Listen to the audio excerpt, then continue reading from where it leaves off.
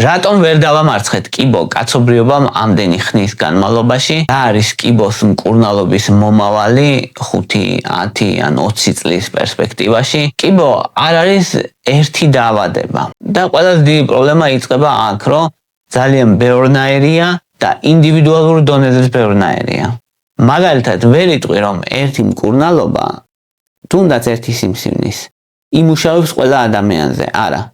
იმიტომ რომ კიბოს უჯრედებს ახასიათებს მუდმივი ევოლუცია, მუდმივად იცვლებიან, მუდმივად ადაპტირდებიან.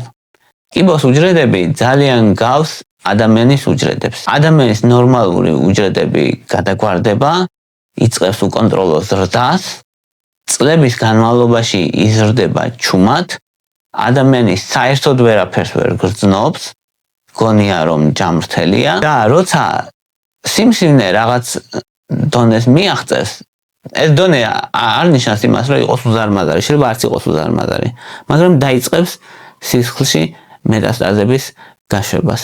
და ეს მეტასტაზები პატარა უჯრედები სხვა ორგანოებში ჩერდებიან და იქ იწყებენ გამრავლებას და ამას მეტასტაზებს ვეძახით მერე. ეხლა რაშია საქმე, რომ ეს უჯრედები მუდმივად ევოლვირებენ, მუდმივად ერგებიან გარემოს და მუდმივად იცვლებიან. ამიტომ ზოგჯერ არის რომ გვაქვს რაღაცა მკურნალობა, ეს მკურნალობა რაღაც პერიოდი ეფექტურია და მერე ეფექტურობას კარგავს და უჯრედები ისევ განაგრძობენ ზრდას. მეორე ვარიანტი არის ხოლმე, რომ რაღაცა ეფექტური პრეპარატი ან მკურნალობა მეთოდი არსებობს, რომელმაც შეიძლება დახოცოს უჯრედების 90% ან 95%, მაგრამ ის 5% რჩება და ისევ იწყებს ის გამრავლებას და რაღაც დროის მერე თავს იჩენს და გაიღვიძაო რომ ამბობენ ხოლმე კიბომ, ეს სცენარია ხოლმე კლასიკური. ახლა კიბო არის თუ არა თანამედროვეობის სცენი, ადამიანები ხშირად მიიჩნევენ რომ ეს რაღაც ჩვენი 21 საუკუნის დაავადება. ამაში ლოგიკა არის, რა თქმა უნდა, მოწევა, დაბინძურებული გარემო, არაჯანსაღი საკვები, ჰაერი და რადიაცია და ადამიანს უჩნდება განცდა, რომ ეს ახალია. სინამდვილეში სიმსივნე არ არის ახალი კაცობრიობისთვის, ის არსებობს მილიონობით წელია და ნამარხებში, ძვლებში, მუმიებში ნაპოვნია სიმსივნეები. ხო, ახლა სიმსივნის აღმოჩენა, რა თქმა უნდა, 2 მილიონი წლის წინანდელი ნამარხში ძალიან ძნელია, იმიტომ რომ იმის ქსოვილები თითქმის აღარ არის და სიმსივნეს არ დაეძებო, მაგრამ ძვლებში არის და ნაპოვნი არის. შესაბამისად, სიმსივნე დიდი ხანია არსებობს კაცობრიობის ისტორიაში, უბრალოდ ადამიანების უმეტესობა ადრე საკმარისად დიდხანს ვერ ცოცხლობდა, რომ სიმსივნით მომკვდარიყო, სხვა რაღაცით კვდებოდა იქამდე. და ეხლა რაც მეც ცოცხლობს ადამიანი, მით მეტად იჩინა ამან თავი, რა თქმა უნდა. მეორე ის არის, რომ ადრე სიმსივნის დიაგნოსტირება საერთოდ არ ხდებოდა, საერთოდ არ იცოდნენ მის შესახებ, ან ძალიან ცოტა იცოდნენ. ამიტომაც ცნობები არ არის და რაღაც ისე გამოჩნდა, რომ თითქოს ახლანდელი ჩვენი თანამედროვეობის სცენია ეს არა, სინამდვილეში კაცობრიობის დიდი პრობლემა იყო ყოველთვის. რატომ ეშინიათ ადამიანებს კიბოსი ესე ძალიან? იმიტომ რომ ეს არ არის ხოლმე მარტო სიკვდილი. ანუ სიკვდილის შიში არ არის, რომ ადამიანი შეიძლება მართლა გზაზე გადადიოდეს, დაეჯახოს მანქანა და მოკვდეს, მაგრამ ეს სიკვდილი და კიბოთი სიკვდილი ერთი არ არის ხოლმე და ეს არის რატომაც ადამიანს აშინებთ ის რომ მკურნალობა მძიმეა, პროგნოზი რომ მძიმეა, მკურნალობა ტოქსიურია, ხშირად ადამიანი დაგვიანებულად მიდის და მუდმივად აქვს მერე ფიქრები თავის თავთან, სირთულეები მკურნალობის და ასე და მით უმეტეს მერე თუ შედეგი არ დგება სასურველი, ორმაგად მძიმეა და ძნელია, როცა ძალიან ბევრს იბრძვი, ძალიან ბევრს წვალობ, ძალიან ბევრი გიჭირს და მაინც მერე როცა არაფერი არ გამოდის. ამიტომ არის რომ ვისაც უნახავს მერე ეს თუნდაც ახლობლებთან, თუნდაც ეს ძალიან ძიმე საყურებელია და ამიტომ არის ადამიანებში კიბოს შიში. თუმცა რა თქმა უნდა, ყველა კიბო ერთნაირი არ არის. მაგალითად, ფარისებრი ჯირკვლის დიფერენცირებული კიბო და პანკრეასის კიბო ორივეს კიბო ქვია, მაგრამ პროგნოზი რადიკალურად განსხვავდება ერთმანეთისგან. ანუ ერთი ძალიან საშინლად და მალე კლავს ადამიანს, ბევრ შემთხვევაში, არა ყოველთვის. და მეორე კიდე უმეტესად იკურნება თითქმის ბოლომდე, ესეც უმეტესად, ოღონდ არა ყოველთვის. ამიტომ შეიძლება სიმსივნე ან კიბო სახელით ერთმანეთს გავდეს, მაგრამ მიმდინარეობა, პროგნოზი, ყველაფერი განსხვავებული იყოს. ახლა ძალიან მარტივი სიტყვით რომ ვთქვათ, სად წავედით ამ წლების განმავლობაში. მაგალითად, რომ შევადაროთ 90-იან წლებს, ან ცოტა უფრო რამდენიმე დეკადით უკან რა, მოკლედ, ადრე რა ხდებოდა და ეხლა რა ხდება. სიმსივნეების დადასტურებიდან, დიაგნოზიდან დაახლოებით ადამიანები 5 წლის განმავლობაში მხოლოდ 30% გადარჩებოდა ხოლმე. ვისაც სიმსივნის დიაგნოზს უსვამდნენ. ზოგადად, რა ვიღოთ დიდი სურათი ადრე. ეხლა ამ მონაცემებით ეს რიცხვი გადადილია 70%-მდე. ანუ თითქმის 2.5-ჯერ უკეთესად გადარჩებიან ადამიანები სიმსივნის დიაგნოზის მერე, ვიდრე გადარჩებოდნენ წარსულში. რა თქმა უნდა, ეხლა ეს გულუბრყვილობა იქნება, რომ თქვა, რომ რაღაცა ჩვენ რაღაც ჯადოსნური რაღაცა გვაქვს წამალი, რომელთაც იკურნება, არა, ხშირად დაკავშირებულია იმასთან, რომ ბევრად უფრო ადრე ხდება დიაგნოსტირება სიმსივნის ვიდრე წარსულში და ამან მნიშვნელოვნად გაზარდა. თუმცა თანამედროვე კურნალოებსაც ძალიან დიდი მნიშვნელობა აქვს და ძალიან დიდი პროგრესი გვაქვს საერთო ჯამში. აი მაგალითად რომ ავიღოთ სამი ერთ-ერთი ყველაზე ხშირი კიბო, ძუძუს კიბო, მაგალითად იგივე მკერდის კიბო. ადრე 5 წლიანი სიცოცხლის გადარჩენა დაახლოებით იყო 75% ადამიანების. ეხლა არის თითქმის 92%. ნუ ლოკალიზებული თუ არის, ანუ რასაც ვედახტონ პირველ სტადიას 100%-იანი გადარჩენა პრაქტიკულად. შესაბამისად და ხო კურნალო გაჩენა, რა თქმა უნდა, იქაც არსებობს უფრო რეზისტენტული კიბოები, რომელიც მკურნალობის მიმართ რეზისტენტულია და რთულია მკურნალობა, მაგრამ არსებობს პირიქით, რომელიც ადვილად ემორჩილება მკურნალობას და იქ უფრო უკეთესი შედეგებია. კოლორექტალური კიბო რა ვიღოთ, მსხვილი ნაწლავის კიბო 5 წლიანი გადარჩენა დაახლოებით იყო 50%, ახლა გაზრდილია 65%-მდე, რაც რო ვთქვათ, ახლა ძალიან დიდი ნახტომი არ არის, მაგრამ ცუდიც არ არის და მეტიც პრევენცია ძალიან დიდი როლი აქვს. მაგრამ პოლიპი თუ ნახეს, პოლიპის მოკვეთით საერთოდ იმ კიბოს წარმოქმნას პრევენცია ხდება ბოლომდე. შესაბამისად, აქ იმდენ დიდი რამე გვაქვს პრევენციის სახით. ამიტომ მნიშვნელოვანი რომ ადამიანმა 50 წლის ზევით კოლონოსკოპია ჩაიტაროს, 10 წელიწადში ერთხელ, რათა შეფასდეს მისი მსხვილი ნაწლავი და თუ რამე საეჭო პოლიპია, ეს საეჭო პოლიპები მოცილდეს. ფილტვის კიბო რომ ვთქვათ, ფილტვის კიბოში ძალიან დიდი მიღწევა არა გვაქვს, მაგრამ ეს დიდი მიღწევა არ გვაქვს აბსოლუტურად სულ შევხედავთ. მაგალითად 15% იყო ადრე 50%-იანი გადარჩენა ფილტვის კიბოზე რო ვთქვათ, თუ აბსოლუტურ რიცხვებს შევხედავთ, რომ იკურნება, თუ არ იკურნება, ესე თუ შევხედავთ, ან ადრე იკურნებოდა, თუ არ იკურნებოდა. დიდი მიღწევა თითქოს არ არის, ანუ 5 წლიანი გადარჩენა არის ეხლა დაახლოებით 30%. მაშინ როცა წარსულში იყო 15%, ანუ გაორმაგდა მაინც იმ ადამიანების რაოდენობა ფილტვის კიბოთი, ვინც 5 წელი ცოცხლობენ და 5 წელი რო ცოცხლობენ, ეს არნიშნავს რომ მე ვთქვათ 5 წლის მერე აუცილებლად კვდება ეს ადამიანი. ზოგი ადამიანი აგრძელებს სიცოცხლეს ძალიან დიდი ხნის განმავლობაში. აქ უბრალოდ საუბარია რომ გარანტირებულად 5 წელი გადარჩება თუ ვერ გადარჩება ადამიანი, როცა რაიმე დაავადება ემართება. ხშირად იყო ხოლმე სხვა შორის რომ ეს ადამიანები ფიქრობენ რომ როცა 5 წლიან გადარჩენას ამბობ, ფიქრობენ ხოლმე 5 წელი იცოცხლებს მარტო არა, რა თქმა უნდა. ანუ საუბარია იმაზე რომ 5 წელი გარანტირებულად იცოცხლებს ეს პროცენტი, თორე შეიძლება იმან 10-20-იც და შეიძლება მთელი ცხოვრება იცოცხლოს. ესეც შესაძლებელია.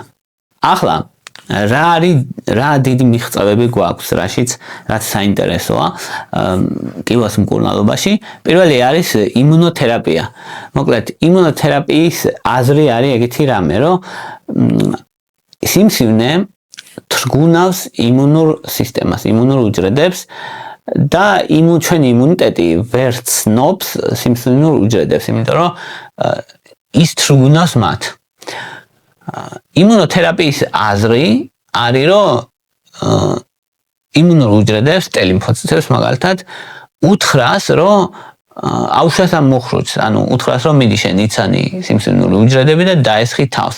ეს არის ძალიან მნიშვნელოვანი და აქ ძალიან ნათელი მაგალითი არის მელანომა მაგალითად, სადაც პემბროლიზუმაბი, ეგეთი ის არის და კიდე სხვა იმუნოთერაპიის პრეპარატებია მოკლედ, სადაც ამ იმუნიტეტის აქტივაციამ ადამიანებში ხანგრძლივი კონტროლი შექმნა, ანუ ბევრ შემთხვევაში საერთოდ განკურნა ეს ადამიანები ამ კიბოსგან, ან კანის კიბოსგან. შესაბამისად შესაძლებელია. ხო, პრობლემა არის ის, რომ ყოველთვის არ მუშაობს ეს, ყველა ადამიანზე არ მუშაობს. ანუ უნივერსალური არ არის, მაგრამ იმედის მომცემი არის მნიშვნელოვნად ეს იმუნოთერაპია. მეორე მთავარი მექანიზმი საიმედო პრინციპში რაც არის ADC თერაპიას ეძახიან, ეს რაც ნიშნავს antibody drug conjugate, ანუ ანტისხეულთან უკავშირებენ წამალს მოკლედ და ეს წამალი ანტისხეულთან ერთად რო გადაადგილდება, დააჯდება სიმსივნის უჯრედს, ან სიმსივნის უჯრედთან ახლოს მოკლედ და კლავს ან წამალი მიაქ იქ, სადაც საჭიროა მოკლედ. ეს არის ეს დიდი გარღვევაა ესეც, რაც ადრე არ იყო, მაგალითად ძუძუს კიბოს მკურნალობაში გამოიყენება აქტიურად და დიდი წარმატებით მათ შორის. მესამე საინტერესო მკურნალობა, რაც ეხლა ინერგება, ასევე არის რადიოლიგანდური თერაპია, ანუ ისედაც არსებობს, მაგრამ გულისხმობ, რომ ვითარდება თორე. ისედაც არსებობს, რა თქმა უნდა. ანუ ამის მთავარი აზრი არის, რომ რადიაცია მივიტანოთ სიმსივნურ უჯრედებზე, ეს არის აზრი. ანუ რადიაცია დაასხმევ მთელ ადამიანს, შეიძლება ერთი რომ რადიაციით მოკლა, მეორე შეიძლება რომ ახალი სხვა სიმსივნეები გაუჩინო ამ ადამიანს ამ რადიაციით, ამიტომ მაქსიმალური ჩვენი ინტერესია, როცა ადამიანს სიმსივნე აქვს, ის რადიაცია, რომელიც უჯრედებს კლავს, დაარტყა სიმსივნურ უჯრედებს და არა ნორმალურ უჯრედებს რა. ეს არის და ამ შემთხვევაში ეს რადიოლიგანდური თერაპია აკეთებს, რომ მოლეკულა რომელიც ებმის სიმსივნის მარკერს, მაგალითად PSMA მარკერს ამ შემთხვევაში მიაქვს რადიოაქტიური ნაწილაკი პირდაპირ სიმსივნესთან და სიმსივნეს კლავს ეს რადიაცია. აი ეს არის აზრი, რითიც ეს რადიოლიგანდური თერაპია მოქმედებს და მათ შორის ეფექტურად, მაგალითად პროსტატის კიბოს შემთხვევაში ერთ-ერთი ყველაზე გამოსადეგი და ეფექტური მკურნალობაა. შემდეგი კიდე საინტერესო კიბოს მკურნალობაში არის პერსონალიზებული ვაქცინები.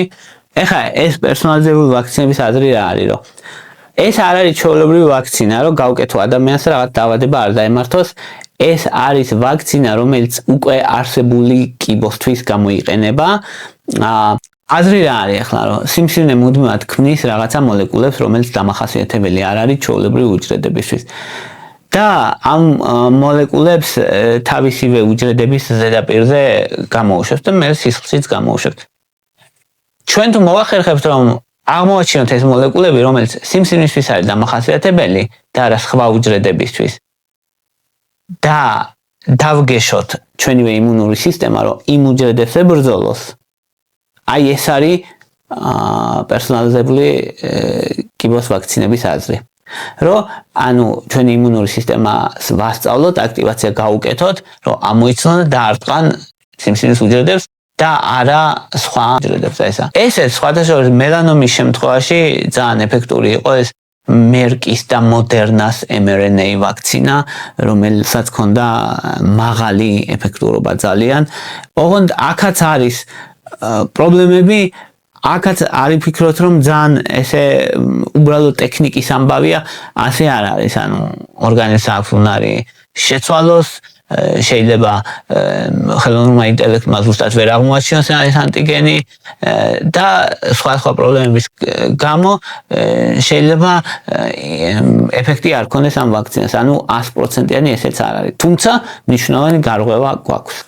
იყო კიდე ეს მაგალითად გლიობლასტომების შემთხვევაში პერსონალიზებული ვაქცინები, რომელსაც ძალიან დიდი იმედი გამოიწვია, კვლევები სტარდება რეალურად და მიმდინარეობს ეს კვლევები და შესაძლებელია რომ თავის ტვინის სიმსივნეებშიც კი საკმაოდ ეფექტური იყოს და ამიტომ არის რომ ძალიან დიდი იმედით უყურებს ხალხი პერსონალიზებული ვაქცინების იდეას და ელოდება და მართლა ერთ-ერთი საუკეთესო შესაძლებელია რომ იყოს. თუმცა ხო, აი ეს პრობლემები რომ მაგალითად სწორი ანტიგენის არჩევა რთულია, მე ეს სიმსივნე რომ იმუნოსუპრესიულ გარემოს ქმნის იმუნიტეტს თრუნავს თავის გარშემო და არ აძლევს საშუალებას იმუნურ უჯრედებს რომ თავს დაესხან. ინდივიდუალური წარმოება როცა საჭირო და ეს რისკები რა თქმა უნდა არასწორი სიმსივნე რომ არასწორი სამიზნე რომ აირჩიოს ამ იმუნურმა სისტემამ. ეს რისკები ვინაიდან არსებობს, პრობლემაც არის რა თქმა უნდა, მაგრამ ნამდვილად შესაძლებელია რომ პერსონალიზებულ ვაქცინებს ძალიან დიდი როლი ქონდეს კიბოების მკურნალობაში მომავალში და უკვე დღესაც პრინციპში. ახლა რაც შეეხება რუსეთის იმას პუტინმა ის ვაქცინას რომ ამბობენ რომ სიმსივნეების უნივერსალური ვაქცინა გამოიგონ ეს რაღაც არ არის სიმართლე, არ არის დადასტურებული, არ არსებობს რანდომიზებული მესამე ფაზის კვლევები, რომელიც იტყვის რომ რაღაცა უნივერსალური ვაქცინა არის. ეგ უფრო მეტად არის ხოლმე პროპაგანდის ნაწილი და რაღაც ადრეული ფაზის ექსპერიმენტული კვლევების შედეგები იდება ხოლმე, რომელიც ძალიან შორს დგას იმისგან, რომ რეალურ ცხოვრებაში რაღაცა კიბო გაანადგუროს, როგორც წესი ესე არ ხდება. და რა თქმა უნდა, ქირურგია, რადიაციული თერაპია, სხიური თერაპია, ქიმიოთერაპია ესენი ისევ წამყვან მიმართულებად რჩება. კიბოს მკურნალობის მთავარი პრინციპი ისევ არის რომ კომბინირებულად უნდა დაარტყა იქიდანაც არა ერთი ან ჯობია რომ კომბინირებული იყოს ყოველთვის დარტყმა, რადგან ერთით მეტი შანსია რომ კიბო გადარჩეს. და მაინც რა მომავალი აქვს კიბოს ახლო მომავალში რას ვიტყვით. დავიწყოთ ცოტა მსუბუქებიდან და ძიმეებისკენ რომ ვთქვა, თან გავრცელებულები.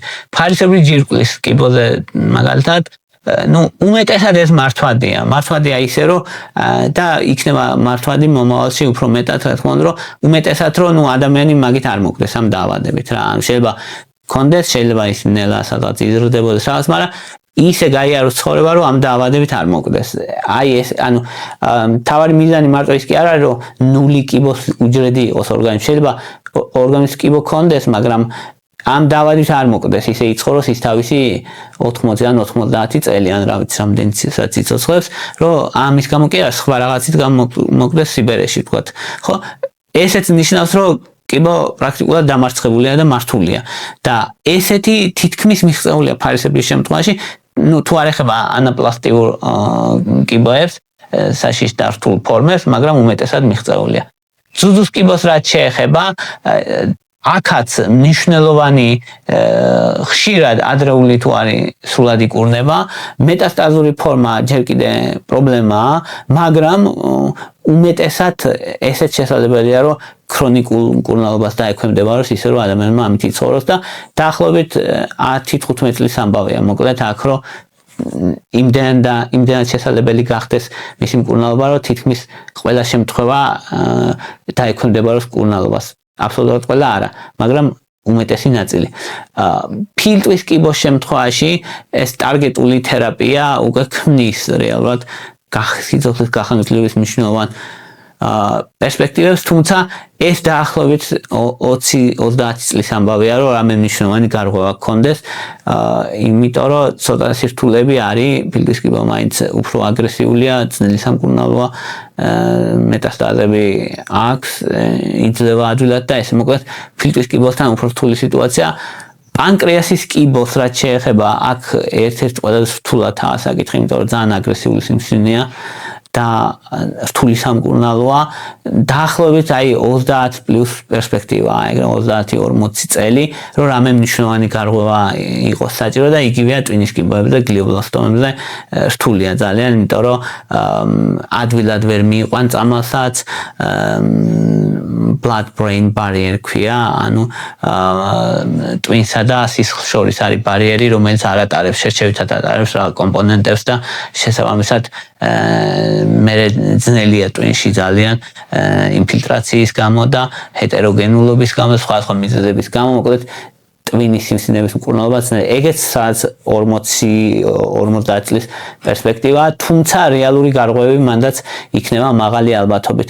ანუ ჯამში რომ თქვათ და შევაჯამოთ სიმსივნეების მკურნალობა ჯერ კიდე დიდი გამოწვევაა, მაგრამ ნამდვილად შესაძლებელია, რომ ახლო მომავალს გულისხმობ თქვათ უახლოესი 10-20 წლის განმავლობაში მნიშვნელოვანი გარღვევები ვნახოთ, რითიც არასრულად დამარცხება, მაგრამ შესაძლებელი იქნება სიცოცხლის გახანგრძლივება.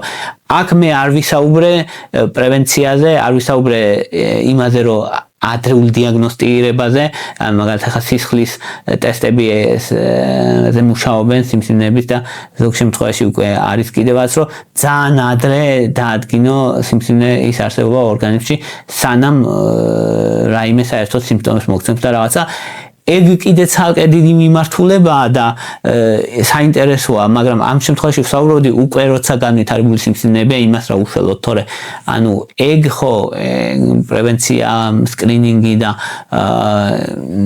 სხვა ზომები, რომელთაც შესაძლებელია არ დაემართოს ადამიანს, ეგ ყველაზე საუკეთესოა, რა თქმა უნდა და მაგის განვითარება კიდევ უფრო მალეა შესაძლებელი. მე აქ ვიდეოში საუბარი მქონდა იმაზე, რომ უკვე არსებულ სიმსივნეებს როცა ვებრძვით. ეს იყო რის თქმაც მინდა და მადლობა რომ ისმენდით, მადლობა რომ გაინტერესებთ, თუ მოგწონთ ჩემი ვიდეოები დალაიქეთ, თუ მოგწონთ ჩემი არხით გამოწერეთ, მადლობა ინტერესისთვის.